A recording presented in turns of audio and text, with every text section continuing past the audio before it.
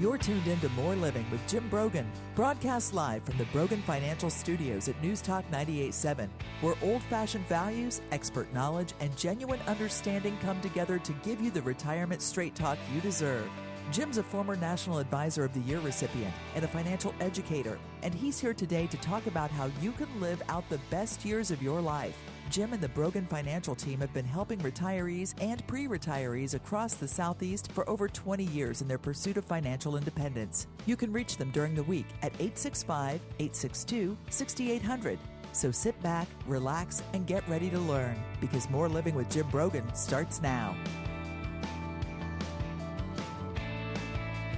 Happy Saturday, East Tennessee. Welcome to More Living with Jim Brogan, where it's all about living the best years of your life your way.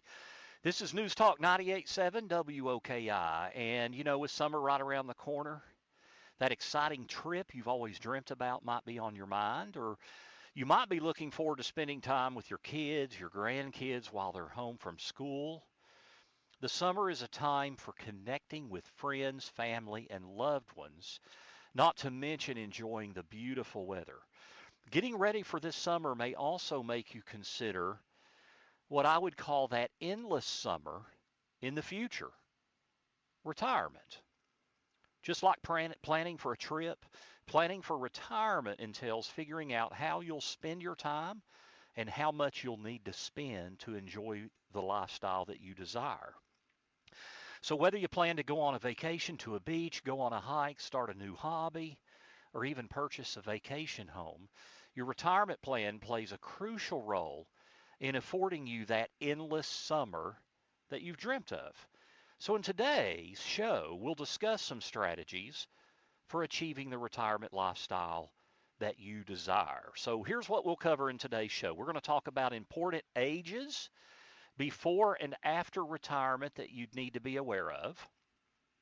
Strategies to create income in retirement. You know, once you retire, it's no longer about how much you have. It's about how you take what you have and convert that into stable, increasing income in retirement. We'll talk about tax optimization strategies. You know, it's not how much you make, it's how much you get to keep. We've got a real window of opportunity right now today in this, what is actually, from a federal income tax perspective, is a low income tax environment. And then we'll also talk about how to protect your money from adverse market conditions, but still get the kind of long-term growth that you need. Now, you can also check us out at broganfinancial.com. If you'll click on resources, we're always posting resources so that you can become more informed to be able to make prudent decisions that can impact the quality of your life. So let's dive in. When should you retire? Chances are you're not going to wake up one morning and know the exact day and time that you retire. It's usually a process that you have to kind of figure out. There's a general time in your life that may be right for you to retire, but it's hard to pick the exact age and date to officially enter retirement. So let's first discuss important ages and birthdays to consider when choosing a time to retire. So one is age 50. And the reason age 50 is important is because that's when the IRS allows you to make extra contributions to your retirement account. They call them catch-up contributions.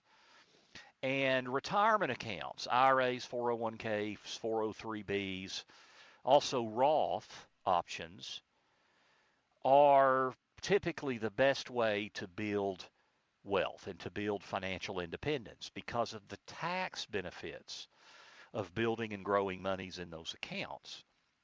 Now, because of those tax benefits, there are restrictions, and the main thing is access prior to age 59 and a half. You have to be careful in order to not get hit with tax penalties.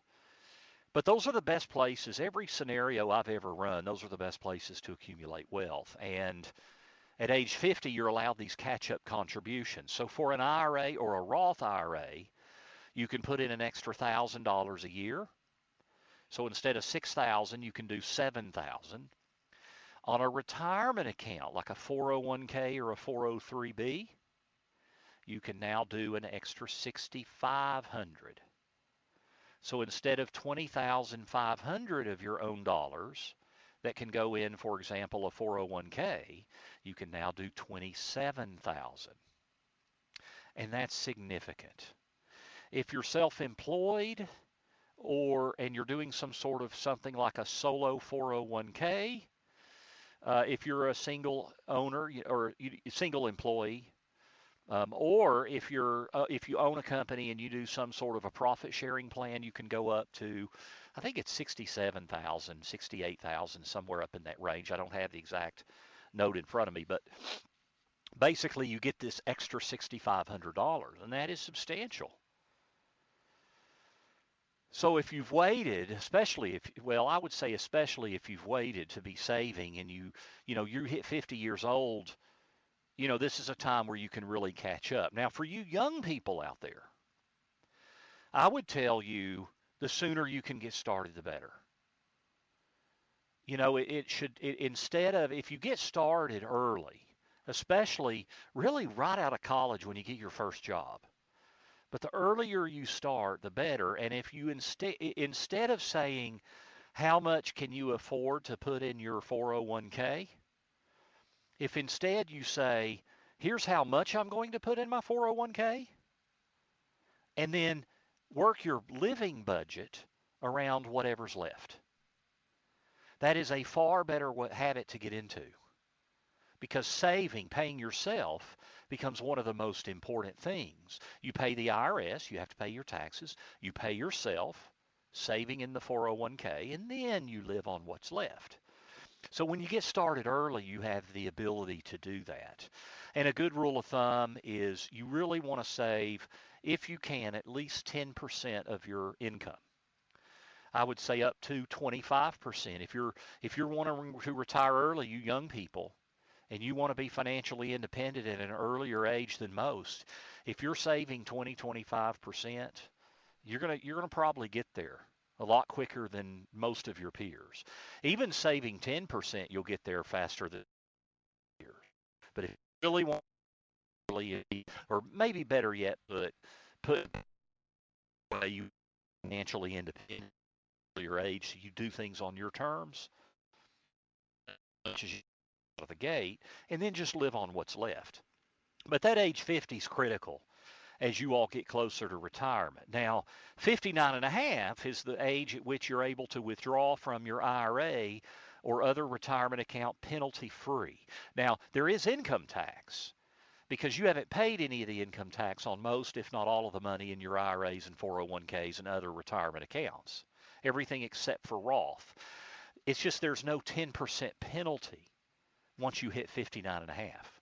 So that's also an age to be very, very aware of. It's also an age, if you're in a private company plan and you're in a 401k, I guess the best way to explain that is if you're in a 401k as opposed to a 403b, then most 401k plans also will allow you to take greater control of your investments inside the 401k, because usually at 59 and a half, they'll let you roll a portion, if not all, of your 401k into an IRA. Think about it. How many investment options do you have in your 401k? 10, 12, maybe 15 if it's robust. Yet in the right kind of an IRA, in a no-load brokerage account, no load means no commission for anybody when things are bought and sold, then you can buy almost anything you want. And there's no load, no commission. So those are just better platforms as a rule. You also have a better ability to control costs of your investments. When you buy funds, mutual funds and ETFs, there are investment costs related to the funds that you pick. And if you have 15 choices in a 401k as opposed to thousands on thousands of choices in an IRA, you have a lot better opportunity to manage those costs and then ultimately manage your returns. Now, 62 is the age at which you're eligible to claim Social Security benefits. But if you draw at 62, there's an earned income test, If you make more than about $20,000 of earned income, you really don't want to draw Social Security early, more than likely. Because and then because of the second thing, there's a reduction in your benefit. But when you plan when to retire, it's important to know what your access is. Yeah, it's a good idea to delay your Social Security benefit, but only if you can afford to delay that Social Security benefit. If you retire and you need income and you delay your Social Security benefit and you have to draw from your life savings, well, if you don't have a large pot of life savings, and you end up eating up most of your savings while you're delaying your Social Security benefit, that's no good either if you get to 67 or to 70 and then you don't have much money in investments for flexibility and future lifestyle needs, inflation protection, those kinds of things. Now then, of course, full retirement age for Social Security is between 66 and 67 if you're not there already. When you would get your full benefit at that point, you could still be working and draw your benefit. And then, of course, age 70 is the latest you would put off your Social Security benefit. Now, the other age then is 72. That's when the IRS makes you start taking distributions from your IRAs, 401ks, and other retirement accounts. So these are very, very important ages. We have, and they can go a long way in helping you determine when you want to retire. We have a birthday guide at our website. If you go to broganfinancial.com and click on resources, scroll down, we have a birthday guide about important birthdays as you age, gives you a little bit more detail, and it is a complimentary download. So go to my website, complimentary guide to important birthdays as you age. Now, when we come back, we're going to talk about strategies to create income in retirement. How do you structure income? As I said in the first, when we launched the show, it's not about how much you have anymore. It's about how you take what you have and generate stable, increasing income. So when we come back, we'll talk about how can you create stable income in a very volatile stock market and not depend on the short-term volatility of the stock market to be able to retire on your terms. So stay with us. This is More Living with Jim Brogan right here on News Talk 98.7 WOKI. Welcome back to News Talk 98.7's Brogan Financial Studios, where Jim Brogan is coming to you live with important news and advice to help you achieve your dream retirement. Get ready to learn and live. Here's your host, Jim Brogan.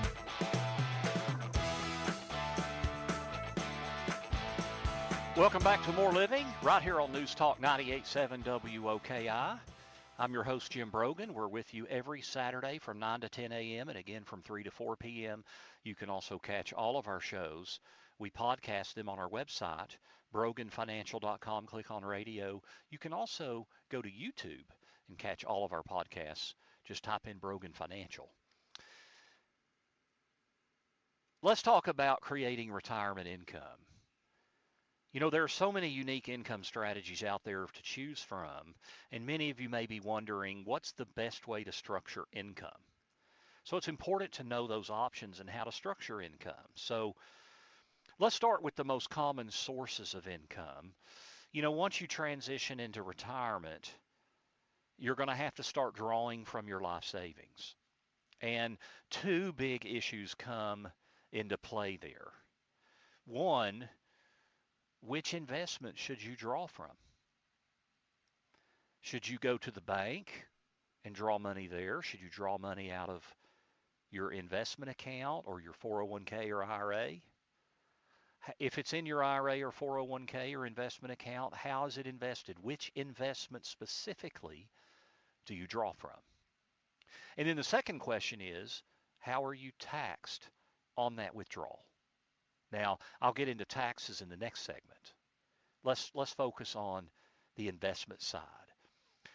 The most common approach to retirement income is that I see people coming into my office, that I hear out there in the marketplace, is what I call a total return approach to income. In other words, you kind of take all of your investments across the board and you draw from them in retirement. So if you're going to draw, let's say, let's say 3.5% per year. Let's use numbers. Let's say you've got $1 million portfolio, just to keep round numbers. And to supplement any other retirement income, you need $35,000 a year of income. So that's a 3.5% distribution rate. So then you would just draw across all of your investments. And then the idea would be you can make more than 3.5% on your investments over time. And you need to, because you need that income to increase. If it's 35,000 in year one that you need to supplement income, in year two you're going to need more because of that bad inflation word that is becoming all too familiar with us in today's market. So that's kind of how we think about things. Okay, so you might think, well, to really have a successful plan, you need to average 5 or 6% a year over time, in order to support that 3.5% distribution rate and adjust for inflation. The problem is, if with a total return approach, is what do you do when the markets are sharply down? It's easy to say you ought to be able to average 5 to 6% a year over the next 10 years. But what are you going to do in the next 1 year or the next 2 or 3 years? See, the shorter the period of time we're looking at, the more variable your return can be. If you said, Jim, where's the stock market going to be 1 year from today? It could be anywhere from up 30% to down 40 to 50%. I mean, it could be more than that. It's the stock market. You could always have surprises. But typically in a 1 year window, it could be up 30% or down 40 or 50. Which, by the way, 40% downturn is the average bear market since 1900, and that happens about every 8 years. So just so you know those numbers. So see, that's a huge variable, down 50 versus up 30, and everything in between. Now, if you go out 5 years, you can predict that the return, the variation of the return becomes a lot narrower. You're likely not to lose in a diversified investment plan. You're not likely to be down. You're not going to be down 50% in 5 years. Now, you could be down 25%. You're also not going to be up 30% per year. We're talking about annualized returns here. You're not going to be down 50% per year. You're not going to be up 30% per year. Your range of outcomes is going to become a lot tighter. And when you go out 10 or even better yet, 15 years, that range becomes very tight. Over a 15-year period, you're not going to be up 20% per year, but you're also not likely to be down even 10% per year or 5% per year. We could argue over a 15 to 20-year period, you're not likely to be down at all. So your predictability of your return becomes much greater. The problem is in retirement, if you're drawing across all of your investments and the markets are sharply down and you're down 20 or 25% when that happens, you're kind of stuck in a pickle, because drawing money while it's significantly down is maybe the number one risk most of you will face in retirement. You just can't do it. One of the real secrets of wealth management is don't spend an investment loss. In other words, don't have to sell something off when it's sharply down and then spend it for income. It's okay to sell something when it's down and reinvest it, but you don't ever want to sell it when it's down and spend it, because you'll compound your losses and that money will never come back because you've spent the money. Well, in the short term, if you're living across off of all your investments with a total return approach, you don't have a choice. Now, you could reduce your lifestyle. You could do that. You could say, I'm going to buckle up and I'm not going to really have lifestyle right now. I'm just going to cover my needs. Because, in retirement, you're going to have your needs and expenses, and then you're going to have your lifestyle on top of that. Your lifestyle is more discretionary. You could say, I'll just cut back there or eliminate lifestyle for a year or two. But is that really what you want to do? Do you want to cut back on lifestyle when the stock market goes sharply down, or if it goes down in the first 4 or 5 years of retirement? I mean, I don't want you to have to do that. And the reality is, I believe you can have an income plan that you don't have to cut back. You don't. What if it's sharply down a year before you retire? You may have decided, Jim, I'm going to retire a year from now. But then the market goes sharply down. I don't know if it will or not. In the short term, we have no idea. But if it goes sharply down, you may feel like, Jim, I got to work another 3 or 4 years. Well, now you're not in control of your retirement date. The stock market is. So you can have a plan, an income plan, to largely mitigate the short-term impact of stock market volatility. And it's what I call a bucketed approach to income, where you structure different investments based on when you'll need to draw from those investments. You know, if you're going to need income a year from now, you say, Jim, I'm retiring in a year, and you need income a year from now, the money you would draw in income a year from now should not be in the stock market at all, because we don't know where the market will be in a year. As I said, it could be up 30% or down 50, and you don't want to spend a loss. So instead, you have that money in something that's guaranteed or very stable, more predictable. And one of the keys to me is you really need 6 or 7 years worth of retirement income in stable holdings, more stable holdings, that you're not dependent on the stock market in that first 6 or 7 years of retirement. You kind of set it in a different bucket. That's why I call it a bucket approach.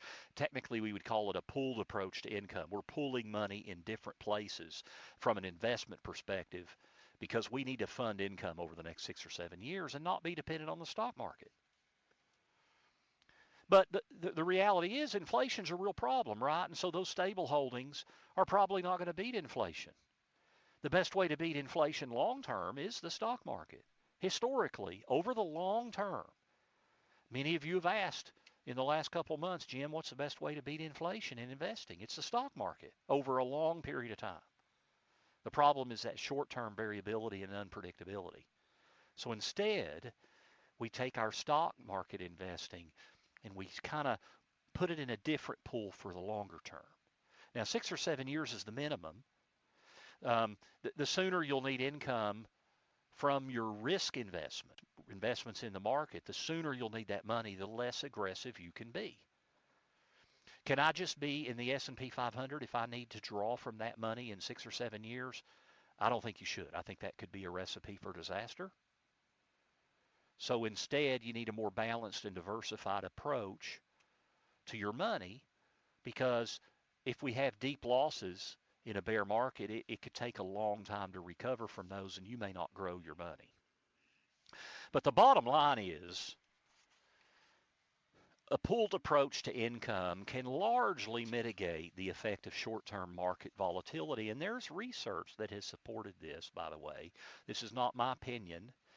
One of the better research pieces was done by Wade Pfau at the American College and Michael Kitces, a leading blogger in the financial services industry. They talk about the negative equity glide path. I don't want to get too detailed about that, but they actually studied that. And an approach that's not dependent on the stock market in the early years of retirement for income improves your likelihood of long-term success. Now, the other thing I want to mention about income is there's no one plan that fits everybody. There's no simple solution or piece of advice that applies to every single person. I'll tell you this, there's also no magic product. There's no magic bullet that can just be the be-all, end-all. So if you're talking to someone and they're talking about some great product and they've got 50 or 60 or 70% of their money in that product, that would raise huge red flags to me. Different investment, what's a product? A mutual fund, a stock, an annuity, a variable annuity, an indexed annuity, a bond, a real estate trust, a REIT. You know, those are investment products or insurance products if it's an annuity with an insurance company. So there's no magic bullet. Different options have different purposes in a financial plan and in a retirement plan, and so you should be using a lot of different things. And what's good for your neighbor may be the worst thing you could be doing. Everybody needs a personalized plan just for them. Now, that's what we do at Brogan Financial. Just plug into all of our resources online. You can go to broganfinancial.com, click on resources. You can also click on radio and hear all our blogs. There's also an option to sign up for a complimentary consultation if you'd like to do that.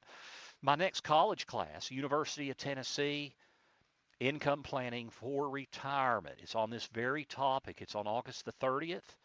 If you go to my website, go to broganfinancial.com and click on classes.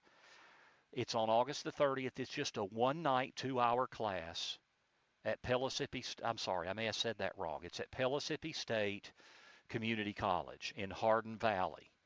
August the 30th. You can call, or you can call Pellissippi at 539-7167.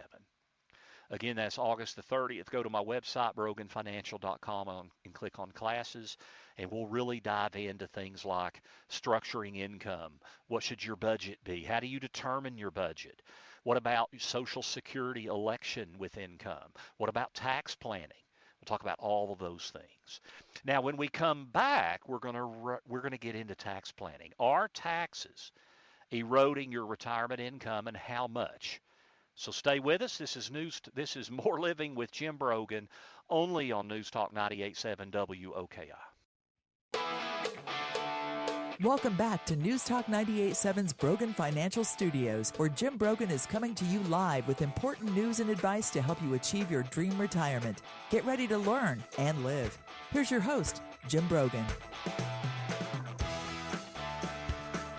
This is More Living with Jim Brogan, where it's all about living the best years of your life your way.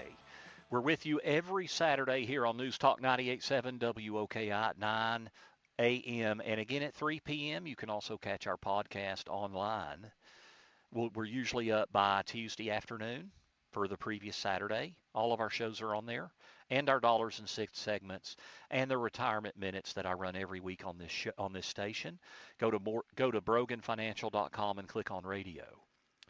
Are taxes eroding your retirement income? It's all too common to forget about tax planning in retirement. You know, you may assume you'll have a smaller tax burden once you no longer get a paycheck. But that's not necessarily the case, especially once you turn 72 years old and have to take minimum distributions, taxable distributions from your IRAs, 401ks, and other retirement accounts. So if you're looking to optimize retirement income, then you should be looking to minimize your tax burden. So let's dive into that. First off, there's this tremendous sweet spot between retirement age and age 62 and age 72. Because once you retire, you no longer have earned income. And then if you're not 72 yet, you don't have those taxable minimum distributions from your retirement accounts. So now, if all of your money is in a 401k or IRA, or most of your money, and you need income, then you don't have any choice but to draw it out and be taxed. But if you have money both inside retirement accounts and money that is not inside retirement accounts, you have an opportunity to structure income that is much more tax efficient. You can either draw income that is not taxable at all, or that is taxable at a much lower proportion than either earned income or IRA 401k withdrawals. So you have more control of your taxes in this sweet spot in retirement than at any other time in your life, because you choose where to pull your income from and how it's taxed, and you choose how to invest your money and how your investment gains are taxed.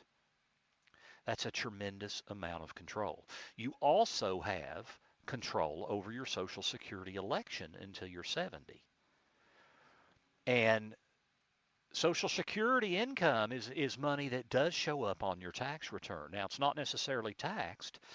We have a means test for Social Security benefit taxation. The more you make, the more tax you have to pay on your Social Security income. But no matter how much you make in retirement, at least 15% of it is income tax-free under today's law. If you manage your taxable income appropriately, you could structure it where none of your Social Security income is taxable in that sweet spot of early retirement. But that is a calculated, measured decision. So again, you're in tremendous control of your taxation. And when you select that Social Security benefit, those numbers are going to show up on the tax return. Whether it's taxed at, whether 50% of it's taxed or 85% of it's taxed or some other number, is going to depend on all of the other numbers on your income tax return, including the Social Security number. So if you delay it, it's not showing up at all. And so you have the ability to keep those numbers low. So again, you just have more control over your income taxes in retirement, especially in that sweet spot. Now, for those of you who are over age 72, you likely still have a great bit of control of your income taxes. And if we look at tax rates today, number one, they are going up. We have a guaranteed tax increase in 2026. We're going back to the old rule from 2017 prior to the Tax Cuts and Jobs Act. So our income tax brackets are going up for all joint filers and for most individual filers in 2026. If I look at income taxes now as opposed to our history, federal income taxes, we are in a low era of taxation as compared to history since 1986. So really for 36 years, we've been in a low era of taxation. We have the highest debt, federal debt as a percentage of GDP, debt as a percentage of the economy than we've ever had, even higher than after World War II. So how likely is it that income taxes go up even more in the future? Maybe not this year, maybe not next year. We don't know the political makeup of Washington in the next few years, but longer term, I think it's highly likely income taxes are going to go up even more than they already are in 2026. So let's kind of bring that full circle. You have more control of your taxes in the early years of retirement, and tax rates are lower now than they'll be in the future. So maybe that provides a great opportunity. Well, there's no maybe about it. Maybe in the sense that it may not be a good idea for everybody listening today, but it definitely provides an opportunity to consider tax planning. So what would that mean? That would mean maybe keeping your taxable income low so that you can do additional tax planning where maybe you pay some more tax today. Let me rephrase that. You pay tax on more of your income today so that you don't pay as much tax tomorrow, meaning 10, 15, 20 years from now. You need to worry about income taxes 15 years from now. You really do. So a couple of ways to do that. One would be Roth conversion, where you take some of that IRA money and you convert it to a Roth. And you pay the tax now. You take $50,000, you convert it to Roth, you pay tax on $50,000. But if you're in a 12% or 22% tax bracket, not a huge tax cost compared to what your taxable income and bracket may be when you're past 72 and taking those minimum distributions. You know, that first few years, it's around 4%. So just do the math on that. If you've got $1 million IRA, you're going to have to take out about $40,000. It's a little less than 4% the first 2 or 3 years, and then it goes up over 4%. But that's a good way you can get your mind around that. That is forced taxable income. Now, you can also do a Roth conversion after you're in the year you're 72. However, you cannot convert your required minimum distribution to a Roth. And you cannot do a Roth IRA conversion until you have taken out your entire required minimum distribution for the year. And that's an important point.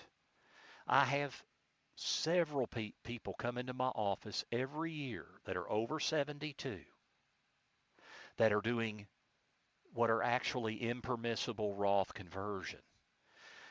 In other words, maybe they're taking systematic income from their IRA in order to satisfy their RMD over a whole year. So if they have to take out, let's say, $36,000, they're taking $3,000 a month. And then in the summer or early fall, they're doing a Roth conversion. That is not a permissible IRS transaction because you'll be doing the Roth conversion prior to taking out the entire RMD. So that's a critical rule to understand. And I see it misapplied all the time, even by tax professionals and by investment firms that don't understand that rule. So be sure you're doing it right. But even if you're over 72, I mean, I have a client that's pretty high net worth, and she's single, and her taxable income after 72, she's now over 72 years old, and her taxable income's putting her up in the 35% tax bracket. The thing is, her tax bracket in a few years is going to go to 39.5%, and what's the risk that it could go a good bit higher for the type of income she's making if Congress enacts tax increases sometime in the next 5 or 10 or 15 years, which I think is pretty likely. So we're doing Roth conversion with her to fill up that 35% tax bracket, because the reality is that tax bracket is lower than it'll be in come 2026 at a minimum. Now, the problem with Roth conversion is, can you afford to pay the taxes? And how are you going to pay the taxes? It's better to pay that tax with other money. In other words, you don't want to turn around and take it out of the Roth to pay the tax if you can help it. It waters down the effectiveness. But more importantly than that, can you afford to do the conversion and pay the tax? One of the keys is you don't want to have too much, you don't want your life savings to shrink too much in those early years of retirement. So if your tax bill is too high and you're shrinking your savings, I mean, some people can't afford to do a Roth conversion. It may make sense from a tax perspective, but from an income planning perspective, it does not. And then I do want to mention capital gains harvesting, both gains and losses. We help retirees consistently sell and realize long-term capital gains at often a 0% tax rate in the early years of retirement in that sweet spot. And even if it's at 15%, that's a pretty dang good rate compared to other tax rates. So tax planning in that sweet spot, the years of retirement between retirement age and age 72 especially, but even after 72, because the reality is taxes are going up in 2026, and I think they're somewhat likely to go up even more. Now we're going to get to our last break, and when we come back, what might we expect from markets this summer? Stay tuned. This is More Living with Jim Brogan, only on the News and Talk of East Tennessee, News Talk 98.7 WOKI. Welcome back to News Talk 98.7's Brogan Financial Studios, where Jim Brogan is coming to you live with important news and advice to help you achieve your dream retirement. Get ready to learn and live. Here's your host, Jim Brogan. Welcome back to More Living here on News Talk 98.7 WOKI.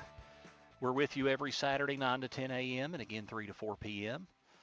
Check us out online. We got tons of resources there so you can make informed and prudent decisions that can impact the quality of your life in retirement especially. And as you prepare for retirement, go to broganfinancial.com and click on resources. You can also click on radio. We podcast all of our shows. You can also find us on YouTube. What might we expect from markets this summer? We saw record highs in the stock market in 2021. 2022 has turned out to be an entirely different story, at least so far. The market has reacted poorly to the reality of high inflation and the prospect of slower economic growth. And that's what this is. The market is a forward-looking vehicle. The market and the economy are two different things. U.S. businesses and U.S. households through the first 3 to 4 months of this year are in outstanding financial fiscal condition, as good as in the last 40 years. The markets are reacting to the impact of inflation and the Fed raising interest rates and looking at what's going to happen to the profitability of U.S. companies and the spending of U.S. households. And there are signs, some pretty good signs, that households are not spending as much now in the last month or two. So what could we be looking at? Many investors are fearing a recession amidst this market volatility, high inflation, and changes in Federal Reserve policy. So what are some factors to look out for this summer when it comes to the markets? So first, we have no idea. If there's two things that I'm certain about with the stock market, one is that it is uncertain. It's unpredictable. The other is it's very volatile. The one thing I feel most confident about in the remainder of this year, but especially through the next 4 or 5 months, is that markets will be choppy. Will they be up or down over that 4 or 5 month period of time? I don't know, and neither does anyone else. But I do think they're going to be very choppy. Now, if we go back to the income planning part of this, which was our second segment today, we talked about not depending on risk investments in the early years of retirement for income. So, what should you be doing? The reality is you shouldn't be selling and going to cash, but you should be looking at the mix of your investments. How much of it is stable? How much of it is at risk? And then how is it at risk? Are you properly diversified? How long's it been since you really look at the diversification in your portfolio? And if you're all in stock and bond mutual funds, how diversified are you really? You know, I can't tell you how often I see a classic 60-40 portfolio. 60% stocks, 40% bonds, typically with mutual funds and ETFs, exchange traded funds. And that type of a portfolio is typically, if it's just traditional stocks and bonds, which usually it is, it's really not that much. I mean, it's diversified in the sense that if any one company goes out of business or goes belly up, it's not going to threaten your portfolio because you're diversified within the stock market category. But you're still largely going up and down with the stock market. When you have more diversification, you have more things in there that if the stock market zigs, you've got other stuff that may zag. So if one thing's way down like stocks, hopefully they're not all way down. So I do encourage you to look at the diversification you have in your portfolio and look at the balance and have you structured your income plan. The Federal Reserve is scheduled to meet in mid-June this year to discuss their projections on GDP, unemployment, and inflation for the next 3 years. And so, you know, could be more choppiness on the horizon. So how long's it been since you evaluated your portfolio? And have you pulled your investments based on income and future growth, like I talked about in the second segment, a pulled approach to income? If you haven't, or if you're not sure we can help you with that, we're happy to give you a consultation and give you a review of what you're doing. Go to broganfinancial.com. You can sign up for a consultation. Mostly you can check all of our resources and become much, much more informed so you can make prudent decisions.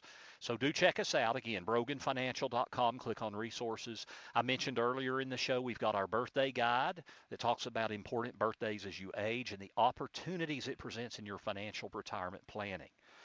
Thank you for tuning in this week. We've discussed your wealth, because greater wealth provides for more living so you can live the best years of your life your way. I do hope you have a beautiful weekend. Enjoy the baseball team. Hopefully we're gonna go ahead and take care of business today and tomorrow and get to the Super Regionals next week. I know if we make it, I'm planning to be there myself. So go Big Orange. In the meantime, get outside, be active, be fit. Thank you for tuning in. This is More Living with Jim Brogan. Thank you to Chris engineering the show and to Jill for helping produce the show. This is More Living with Jim Brogan on News Talk 98.7 WOKI. Hello, in column. The views expressed by Jim Brogan and his guests are not that of Cumulus Media. Any discussion of financial, legal, and tax planning strategies is not intended to be individualized advice and is general in nature. Always consult with your advisor for advice specific to your needs. This program's content does not represent a recommendation of any particular security, strategy, or investment by Jim Brogan or Brogan Financial Incorporated.